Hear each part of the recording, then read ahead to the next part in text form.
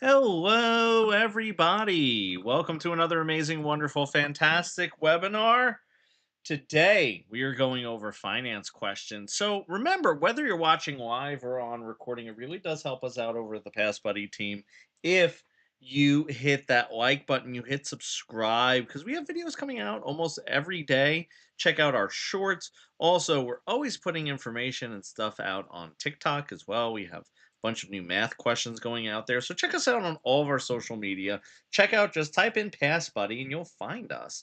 And also, I want to tell you, if you haven't already, if you're studying for your real estate exam and you haven't already went over to passbuddy.com, that's where I have all my practice questions, tips, tricks to help you pass your real estate exam, to get you to where you need to be. So, that being said, let's jump into some finance questions, shall we? Let me just move some things over so I could see your screen. I could see you asking questions if you haven't. So, this first one says, when financing an FHA loan, the lender may charge points based on the purchase price, the insurance premium, the appraised value, or the loan amount. So when we're talking about points, now here's the thing, there are just straight up points, which are fees on a loan. There are things like discount points, right? So basically, when they're talking about points, they're trying to ask in this question, what is it going to be based off? What are they going to calculate it based off of? Is it going to be the purchase price, the insurance premium, appraised value, or the loan amount? What say you? What say you in the chat? So, this one, they always base points off of the loan amount. So, let me ask this question too. Um, how much is it of the loan amount? So, if we said, hey, someone had to pay 2 points, right? So 2 points, how much would that be on the loan? Like, how would we figure out that fee? Because points are fees, right?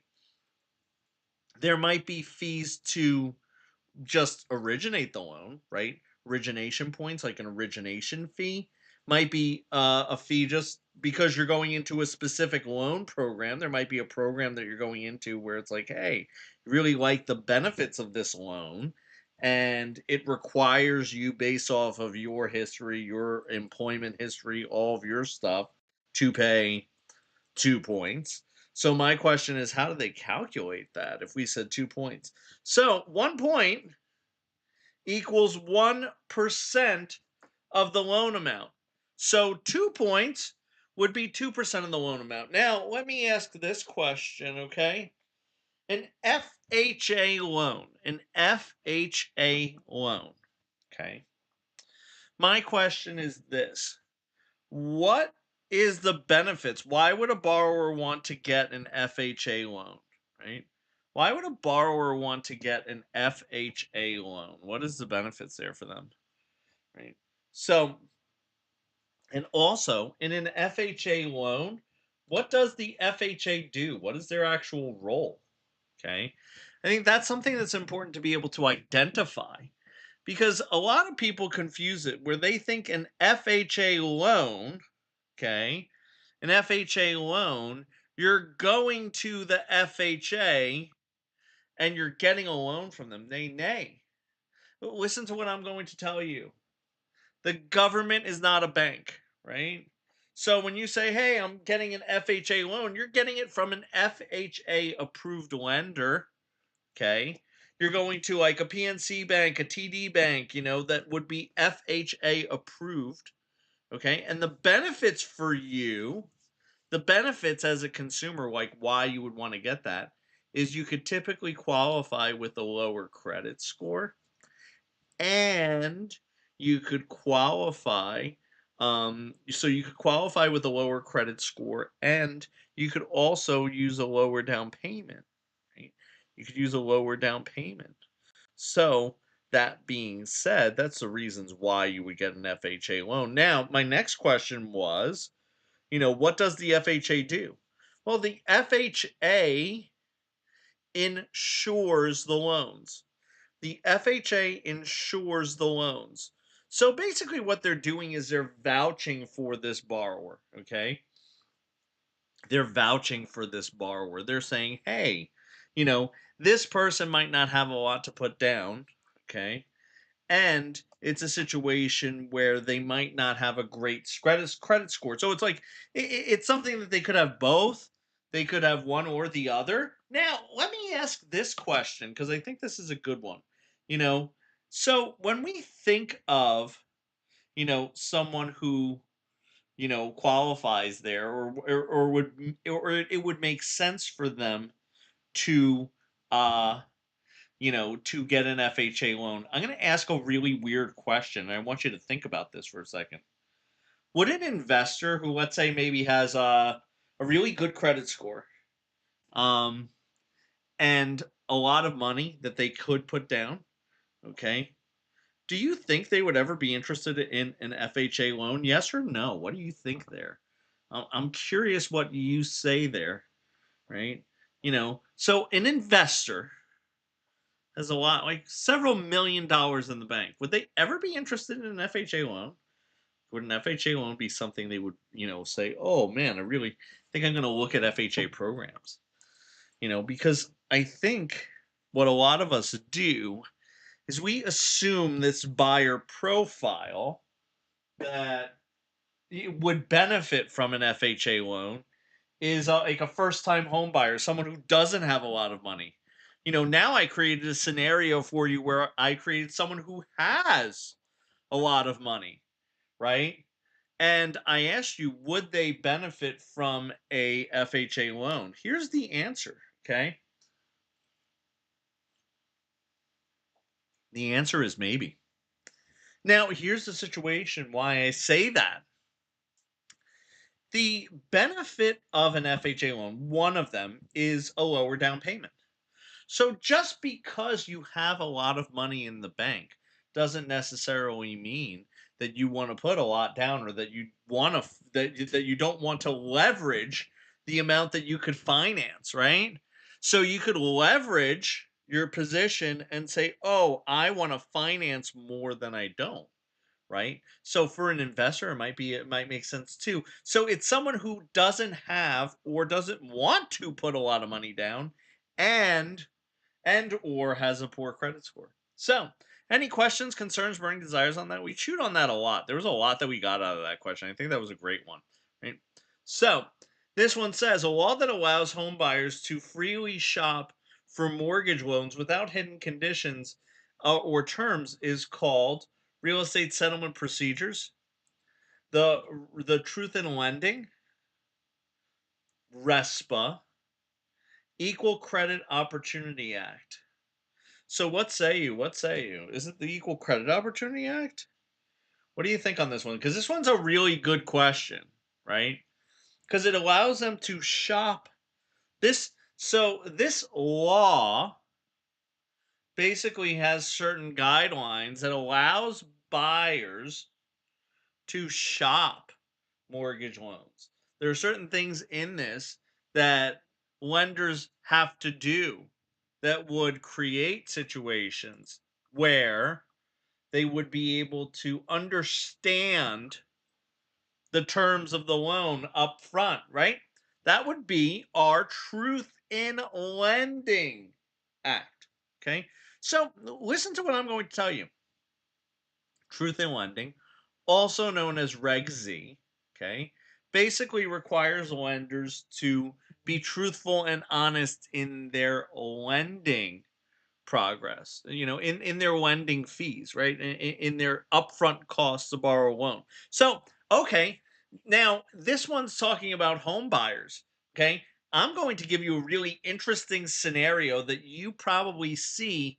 Okay, so if you watch TV, okay, and you've ever seen a car commercial, you have actually seen Truth in Lending in real life, IRL. Okay. So let me explain to you what I mean by that.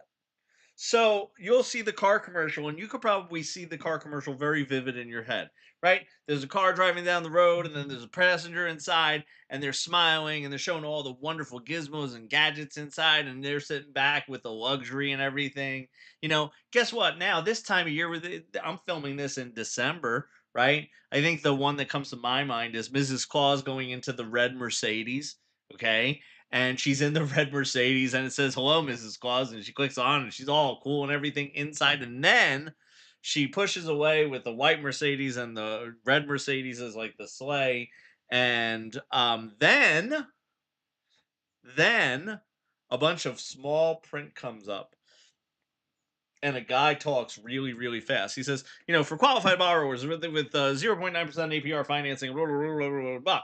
That is truth in lending. They have to be truthful in their lending practices because it does not just apply to home buyers.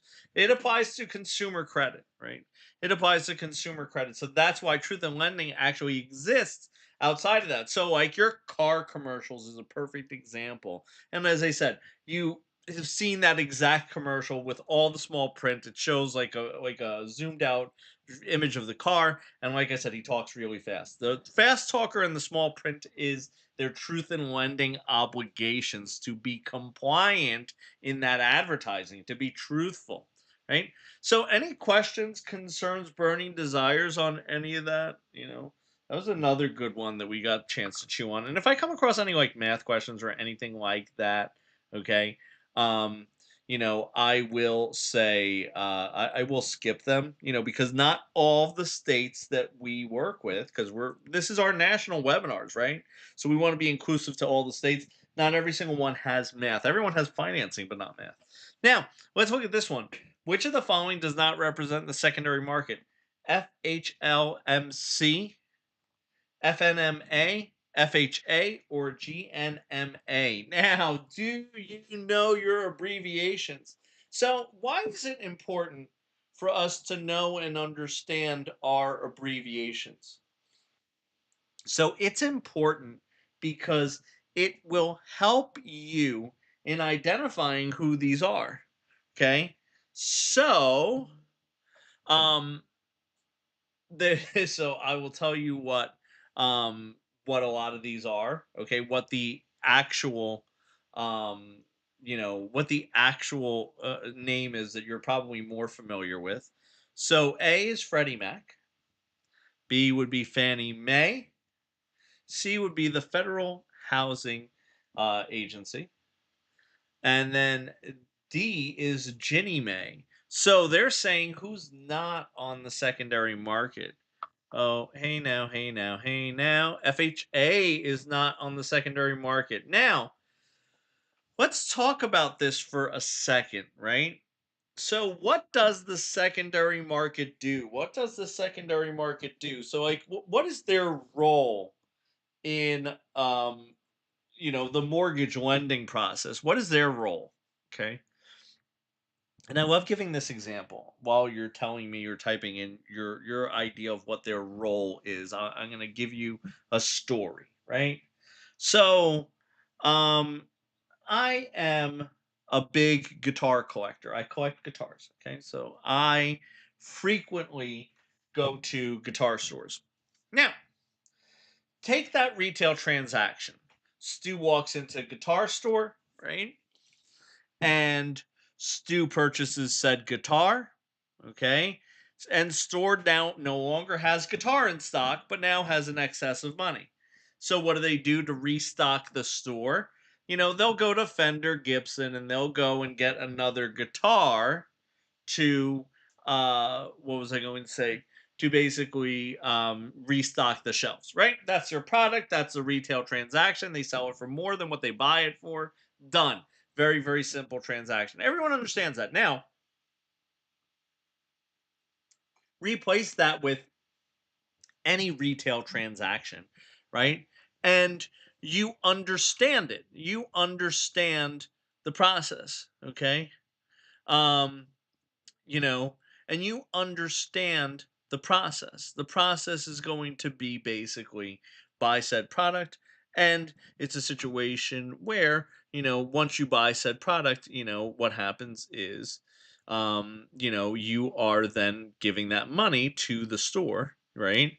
And giving that money to the store, what happens is they then go ahead and purchase more product. Now, take the retail transaction out of it. I want you to think of now, instead of it being a retail store that sells a guitar or whatever widget it is, right? What I want you to do is I want you to think of the banks. Okay? So now instead of it being a product, right?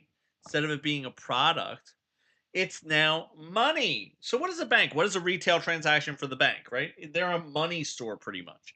So what happens is you go in, you purchase you don't purchase something. You get a loan, right?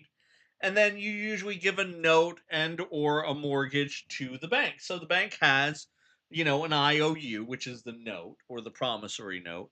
And then you have their money, right? Because that's their product. That's their version of a guitar or a pair of jeans or a pen, whatever the retail equivalent is in your head right now as you're following along.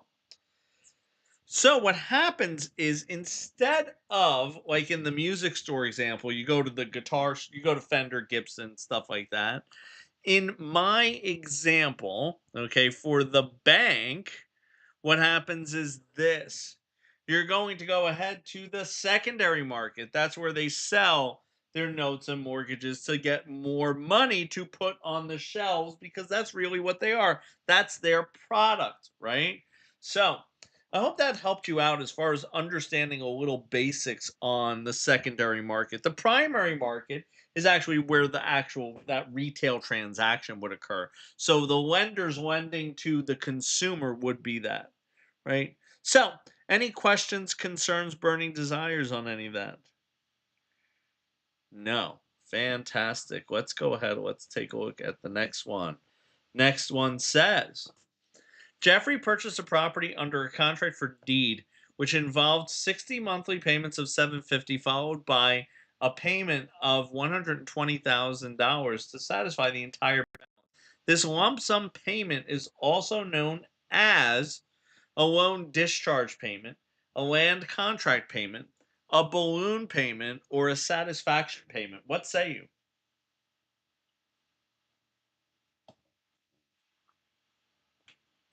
What say you in the chat?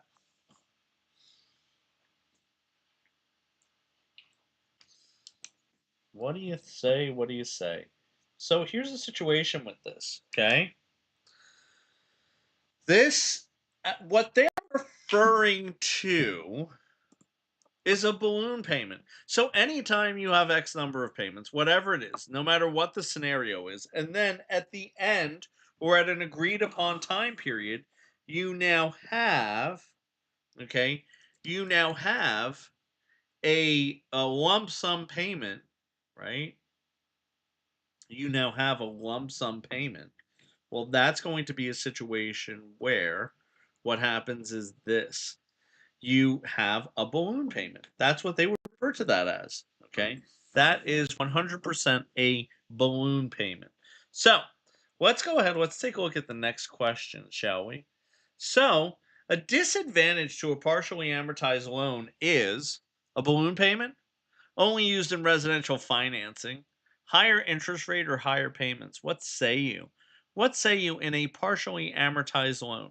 So there's two types of loans, really. Like, there's partially amortized and then there's fully amortized. So the root word of amortize is morte, right? So Latin for to kill or dead, right? So partially amortized means that it's partially killed off, right? And then fully amortized means that it's fully killed off, right? It's fully killed off at the end of the term. So what happens is this: we have a situation where a disadvantage, or like the negative, on a partially amortized loan is going to be exactly this: the balloon payment, right? The balloon payment is going to be a situation where, okay, that is the negative. That is the, hey, the reason why some people might hesitate to get a to get a partially amortized loan. So a fully amortized loan is going to be one that is fully paid off, fully killed off at the end of the term. So let's keep it moving. Let's keep it grooving. Let's take a look at the next question, shall we? It says, what is the fastest and least expensive way for a lender to receive property back when payments are delinquent? Is it going to be foreclosure by advertisement, a writ of restitution, a deed in lieu, or judicial foreclosure? This is interesting. So, when we talk about this, right, they're basically saying, what is the fastest way to gain control, possession, legal title to the property? Like, what is the quickest way out of these that would result in the bank getting the property back after delinquent payments? Payments are delinquent. Now what? Right? Delinquent payments. Now what's the deal? What's the dealio? And the dealio is the quickest one.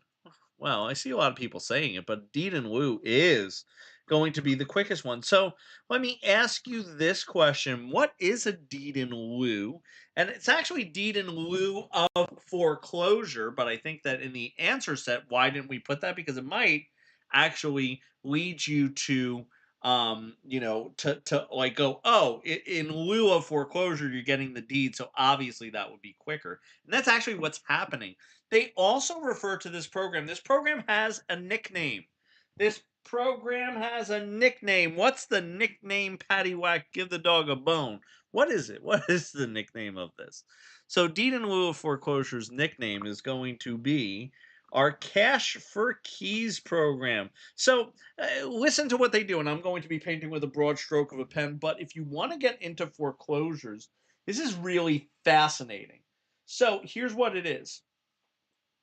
They basically have someone who might be going into foreclosure, okay, might be delinquent on their property, whatever the case may be. So there is some sort of default that is happening or has happened. And the lender will say, hey, instead of us going through the foreclosure process, which is going to take time and money and resources, okay, time, money, resources, the bank says, instead of us spending, so and I'm going to spitball, right, because this is really what it comes down to, and I'm going to be very general when it comes to this. Let's say the bank figures we're going to spend $5,000 in time, money, energy, effort, right? So if we give this person who is in default $4,000 and we get the property today, we actually save money based off of what this might actually cost us. Okay. So, like, what happens is people who just first hear of this program and first hear this, they say, oh, the person's in default, and the bank then gives them cash for the keys to their property. Holy Toledo ham and cheddar cheese. Well, what happens is the bank is hedging its bets. They're saying, hey, if we can get this property quicker and we don't have to go through spending all this money. And here's the thing, there is a question mark in regards to how much they might actually spend, because although they could probably calculate it and they could probably get really close, there are variables and there are things within every single transaction that might just not be the case. So they could give what you would you what you I a lay person. I'm not saying that I'm a lay person because I know this stuff inside and out, right? But what a lay person would say is like an exorbitant amount of money, where you might see cash for keys come in for like $7,000, $8,000. You'd be like, whoa, why is the bank giving them that much money? Well, they're trying to entice and encourage them to enter into this program to say, hey, give us the keys to the property so that the property is in good condition. We get it quicker and we don't have to go through that fancy, expensive, and laborious foreclosure process. That's why deed in lieu is going to be the quickest. It is going to be the quickest. Okay.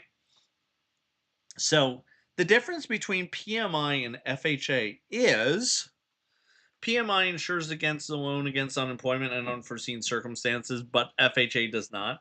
PMI is private mortgage insurance, while FHA is government insurance.